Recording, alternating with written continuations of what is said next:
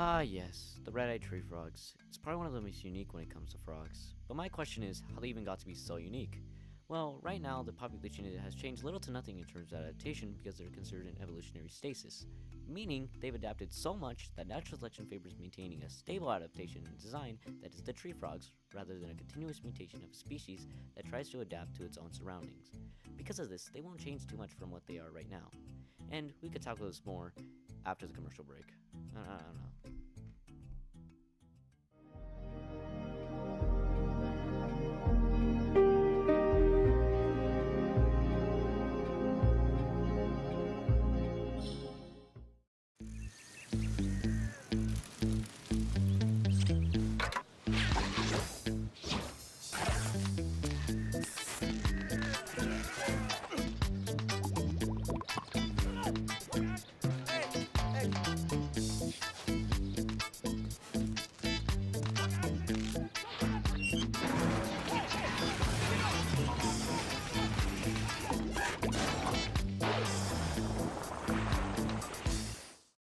Somewhat of another dimension, and you're about to return from personal gain.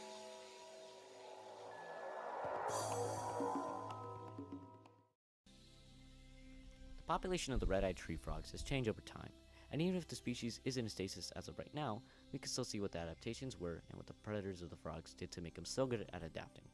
The article named Red-Eyed Tree Frogs by the Smithsonian Tropical Research Institute stated that Dr. Karen Wolketine discovered that red-eyed tree frog embryos are discerning observers of the sensory world around them, able to differentiate between the vibrations caused by munching snakes or hungry wasps, all the way to a harmless tropical storm. This study explains to us that even when they are eggs, they've already adapted to survive. In fact, when they sense predators near them, they could accelerate hatching and become tadpoles and fall into the water. And now that they become tadpoles, they once more show how these frogs have evolved, because they can make their tails stronger if needed to in order to avoid dragonflies and fish. Now when they're juveniles, they begin to go through metamorphosis, in which they grow legs, arms, lungs, eardrums, and lose their tail. So now that the little eggs have gone from hanging on leaves to being adult tree frogs, what adaptations do they have now?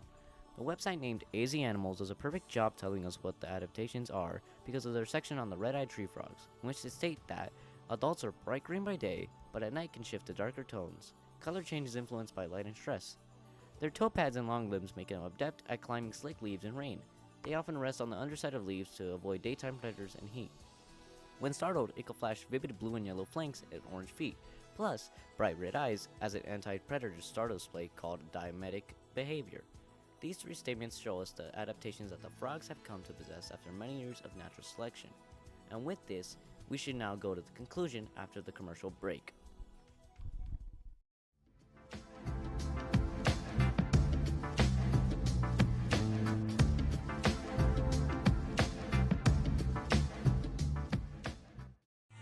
Kool-Aid Jammers with 10% real fruit juice and vitamin C. In the Go Anywhere, See Everything pouch.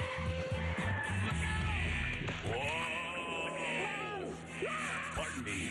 And rockin' flavors like blue raspberry.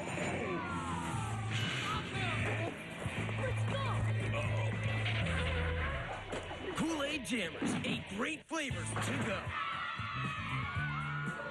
You alright? Oh, yeah.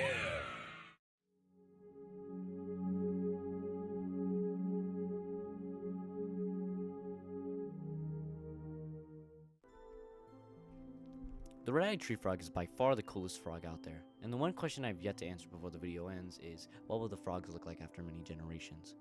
Well, the answer would be not that different. We already know for some time that the amphibian was in an evolutionary stasis, so they would most likely adapt and stay the same. The only way that we could cause the stasis to break is if we got rid of their habitat and began to endanger them. But the most possible of these outcomes would be global warming, and that causing them to dry out and pass away because of their need of moisture. But either way, they aren't changing their looks, adaptations, or their way of living for some time. And with all that said, the credits and sources to all the footage, music, and research is in the description, so I'll see you later.